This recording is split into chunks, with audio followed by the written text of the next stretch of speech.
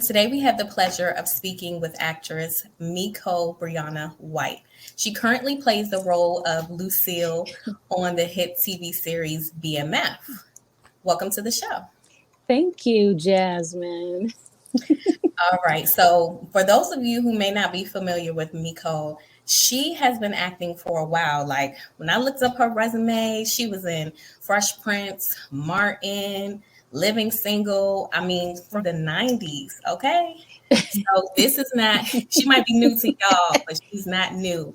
So, can you tell us how you actually got your start as an actress? Ooh, you going way back. Yes, Well, ma'am. okay, girl. I think I was always an actor. I just didn't know what to call it at first, you know. So I was always acting, and my sister and I, Tanya, putting on shows and stuff for the family and all this and that. And when I was about 12, my mom used to model, and she put myself and my baby sister Courtney in modeling school. I think it's called Cleo Johnson School of Modeling in Chicago. And I just loved that so much because that was like acting, walking the runway and doing this whole thing. And then, crazy enough, I saw this Barbizon commercial, child. And I was like, Ma, I just gotta go there. I gotta go there. She was like, it's too expensive. I begged and begged and begged. And anyway, I ended up going there, and they had an acting program. And that was my first acting class. And I won Model of the Month, and I did all these things. And then I found out about Chicago Academy for the Arts. And I went there my last year and a half of high school, because I went to boarding school first for high school, and I did some acting and stuff there. But then I got in trouble when I was in boarding school. And my mom was like, what is wrong? Do you want to come home? Why are you doing this? We were all like using someone's calling card when I was like 14, 15 years old, because it was the only way we could talk to boys and all of this kind of thing. So anyway, so I got in trouble for that, and I was able to come home, and I came home and I got to go to Chicago Academy for the Arts. And then I found out about California Institute of the Arts, which is here in LA. And my acting teacher, my last year of college there, Fran Bennett, bless her soul. Now, she put me. There weren't a lot of black plays or anything there. We did, Shakespeare and all these kinds of things. And in my last year, she put me in Colored Girls, and she invited a casting director to come and see. And that was like the best role. And my first black play I'd ever done, and the words just like were so comfortable in my mouth. I couldn't believe it. I had never played a black character before. And you can stop me anytime, though. I'm not going to stop you. I love the Okay. backstory. Okay, cool.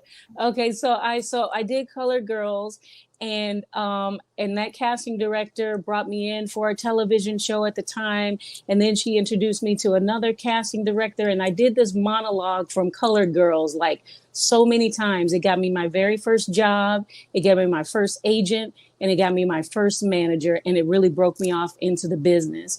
Because at the end of once you graduate from Cal Arts, they do a showcase and all of that stuff, so they invite agents and everything. And so I had a few bites, but not on the same level as I had that just by her putting me in this show and inviting this casting director, and it changed everything. And I'll always be so thankful to her for that, and just for the amazing education that she gave me. Anyway, she just passed away last year, so I'm so grateful to her. Fran Bennett. Yeah. No, that was an amazing story. You really broke it down for us, and I do appreciate that. So, over the years, from going from that experience in your formal training and to now, do you have a role that you've done over the years that has really just like stuck with you or resonated? Um, Gosh, so many things, Um, I mean, this being one of them, but I can kind of like maybe end on that. But I got to work with Sidney Lumet, who's an incredible filmmaker, and I also had the opportunity to work with August Wilson, one of the most amazing playwrights of our time, our Shakespeare of our time, I would say. And that was one of the most incredible experiences that I will never ever forget, and that changed my life. So I was here in Los Angeles and doing a lot of film and television, a lot of those half-hour shows at the time, and then this audition came up at the Taper.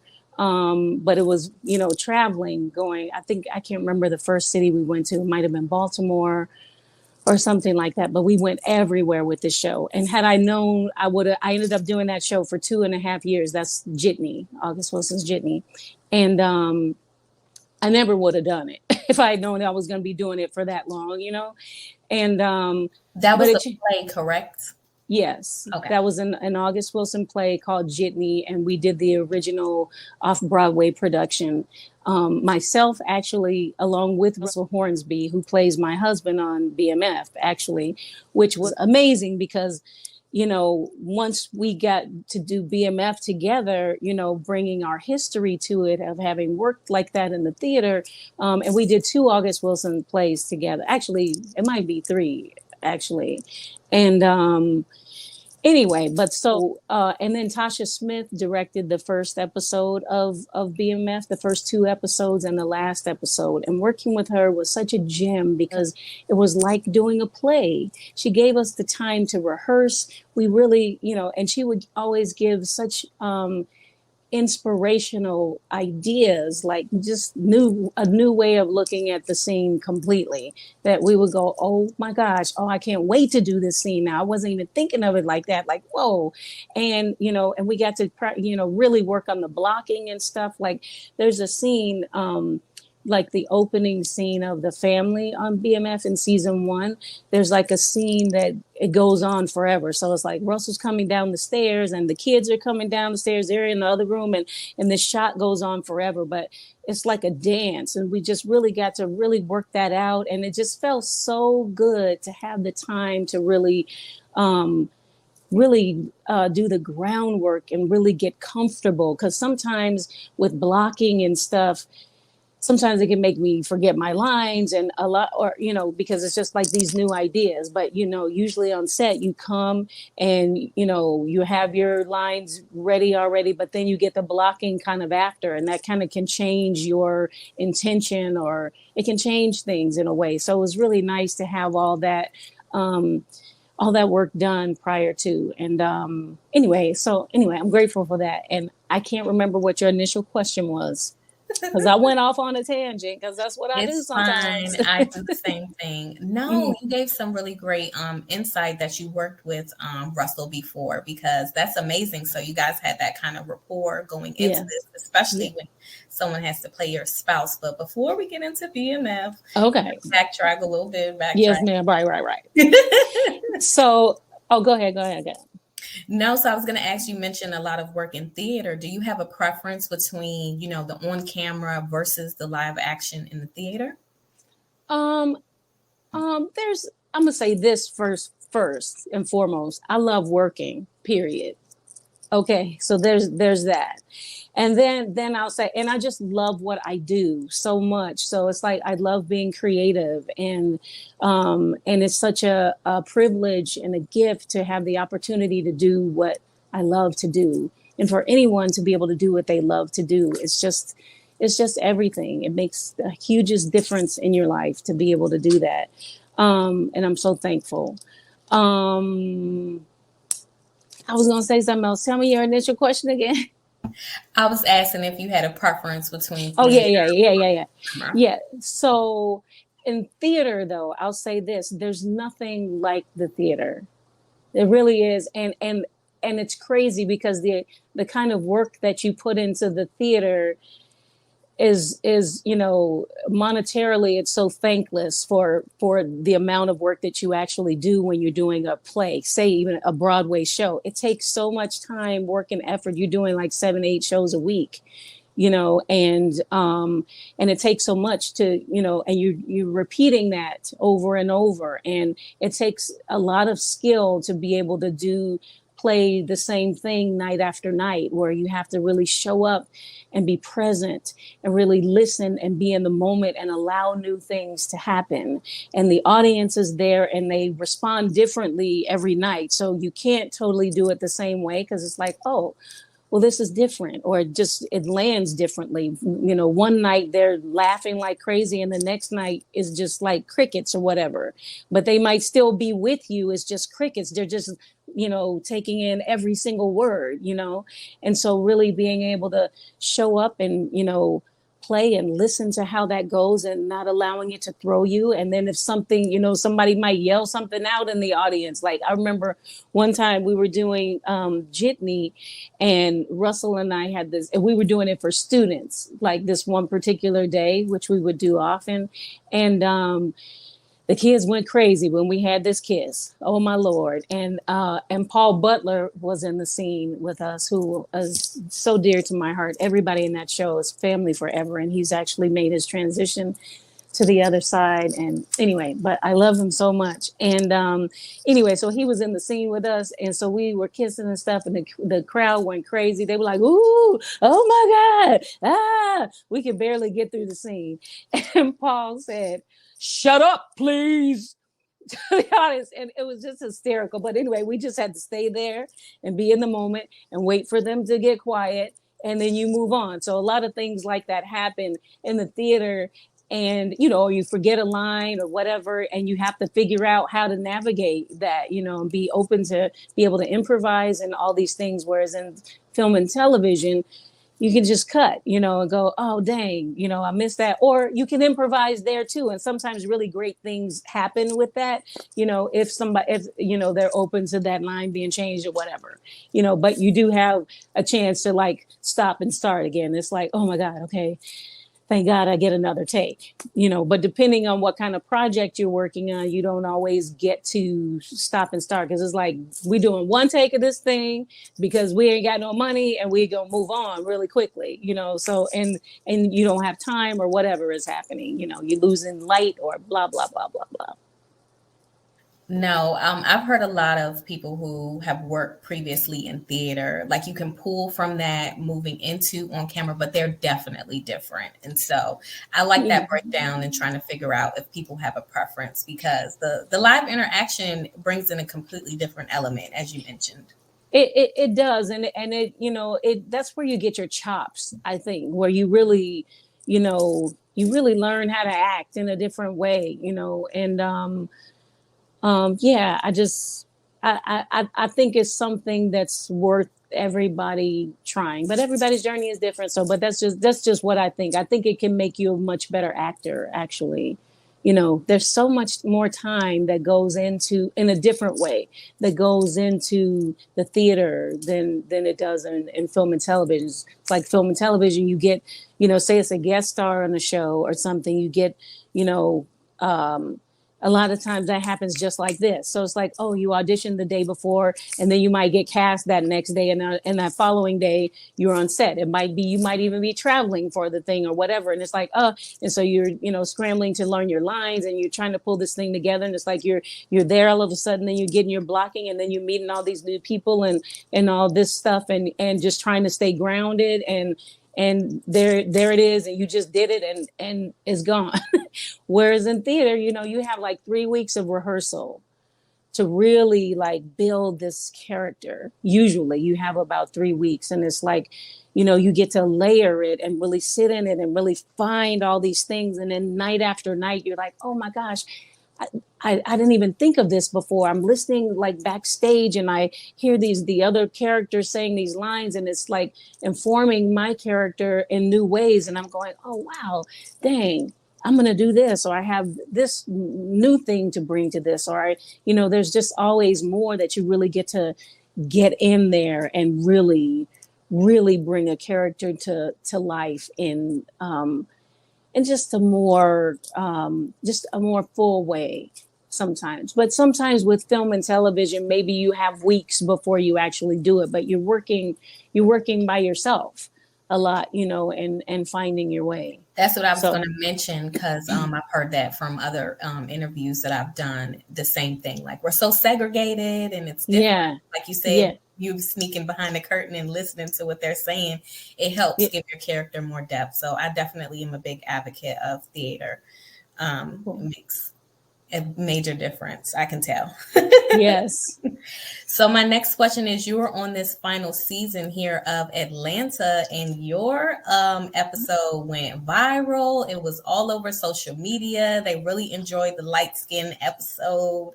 Light skinned it.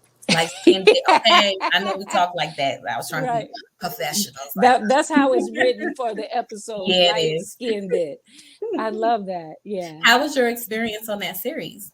Oh my God, I had a ball on that show. I had so much fun. I laughed like every freaking day, like guttural laughter. And it was just like, how am I going to get through this scene? Lord, okay. And then watching, it was great working with Donald Glover. And just watching him, his whole deadpan thing is just great. There's this one scene where um my sister, his mother, drives off with my daddy. And so and we supposed to be going into church, and she rolls out with him, and I'm thinking I'm going to the other side to help him out the car. And anyway, so we're on opposite sides, and he just got this look on his face like, what the, and we both looking like, but it was so hard to keep a straight face looking at him doing that. But anyway, it was a ball. Every day was a ball. I just thought the writing was so fantastic, and that character, I love playing like that, and I don't often get to play roles like that. Like, you mentioned like Fresh Prince, and that was one of those kind of characters where you get to be all, just create and do this thing. And anyway, it was just a ball. I'm so thankful, and I really look forward to more opportunities to play roles like that. No, it was amazing. The comedic timing on Atlanta, for anyone who's a fan of that show, just knows that what you mentioned about the writing, it's like perfect. But the way that you acted as playing the auntie, you got called the police. I mean, it was so well. And I was like, oh my gosh, she is killing this. And I felt that just watching the show, and then to get on social media and see the positive response. And it was like one of the highest episodes of the season, and really, really good. I'm so glad that you got to really, because you brought that character to life. It was amazing to watch. Thank you so much. Thank you. That means a lot. Yeah. So let's now move on to BMF. How did you actually the audition process and hear about the role and stuff like that? So most auditions, you get the casting director calls you in, who is Kim Coleman, who I freaking love forever. And I got the material. There wasn't a script that I was able to read at that time. And so I just saw the sides, that's the material. We call them sides, by the way. And anyway, and you get a breakdown of the character and stuff. And I just connected with her. It was just something so comfortable about it. And yeah, I don't know. It was just, I don't know. This whole thing was just so magical and so divine. Like, it couldn't be more perfect, I think. And so there was that. So it started with the audition, and then Russell, I spoke to him, and we were just talking about other things, because our dear friend from Jitney, Anthony Chisholm, had just passed away. So I called him, and we were talking about it or whatever. And then he said, yo, I heard your audition was really great for BMF, by the way. I was like, wait, BMF? I've been auditioning for so many things. I was like, what show is that? What is that? I was like, oh, okay. Well, how do you know that? He was like, well, I'm doing this show and blah, blah, blah. I was like, oh. And I was like, wow, it would be so amazing if we got to do this and in honor of our friend Tony, because the two characters on BMF, we play husband and wife, and it's actually so much like Jitney. We play boyfriend and girlfriend in Jitney, and it's like, and that our characters' names were Youngblood and Rena. And it's like Youngblood and Rena grew up and had a family. So anyway, so it was just so perfect, like, for us. So anyway, he was so supportive with that. And, and knowing he was doing it made me want to do it even more. And then I found out Tasha was directing it, who I've known Tasha for years, and seeing she's an actor as well. And, I would see her out at auditions and just on the scene way back in the day. And she's always been so kind, but I did not know she was directing. everything. And anyway, so he told me that. I was like, oh my gosh. And he couldn't say enough good things about her and what she's bringing to the table. I was just like, wow, really? And anyway, so between the two of them, they were just so supportive and instrumental in me getting that job, and I'm so just forever thankful. But they made me want to do it even more, and we just got into work, and we just brought that thing home, and then finding out that it's a true story based on a true That's what I story. was gonna ask, because that Sure. adds in a completely different element. Were you able to meet the person that you're playing, actually meet her so that you could maybe reference that, or did that not happen like that? It did happen. So Randy Huggins, who is my rock, and the rock of our show, who's just incredible. He's just the showrunner and creator. He set up a meeting for us on Facebook, on FaceTime. And so that was the first time we met. So as soon as we met, we're like looking at each other and just like both of us are bawling our eyes out. And I just had a million questions for her. And so that was great. So I would call her all the time and talk to her about stuff. And then we actually got to shoot in Detroit towards the end of season one. And so once I got there, though, and meeting her in person and us actually even taking a picture together, it was just like, whoa, even when I saw her on FaceTime, I didn't realize how much we actually look alike. Like, it's like beyond like us next to each other. I mean, I'm like, we got to be related. So we need to do our family tree and the whole DNA thing and all this stuff, because I swear we are related. And just like I feel so connected to the family, and it's just like it's like a past life kind of thing or something. Like I just feel like I've always known them, and there's such a comfortability with who she is, and then my mom, she looks like my mom too, and there's so many things that remind me of my mom. And anyway, and you know, it's been amazing. Like I would call her on set sometimes and just say, hey, um I'm having trouble with the scene right here. How did you feel about this, or how did you feel about that? Or oh my God, I feel so nervous to do this one. I don't know why. I feel like I just hope I can pull this off. And she would send me like a Bible verse, or say, I'm praying for you and you got this. I believe in you. And Wow. just, you know, and just offer me so much information. And it's been such a gift. Just really such a So wonderful I think it gift. was divine for you, the way you're explaining everything and how it all aligned. I mean, they really do look alike. You guys will see in a picture that's posted. But you in this role, it's just been like amazing. I really resonated with your character.